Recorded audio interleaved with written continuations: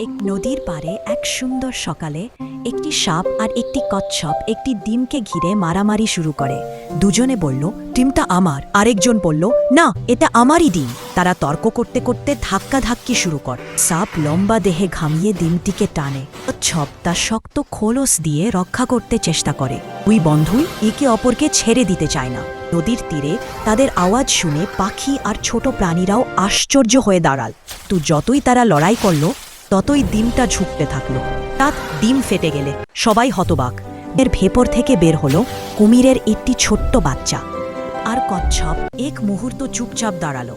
বুঝতে পারল ডিমটি তাদের নয়, কুমিরের। লজ্জায় মাথা নুইয়ে বলল, আমরা ভুল করেছি। সব প্রাণী হাসল আর ছোট কুমিরটি সুরক্ষিত নদীতে চলে গেলে।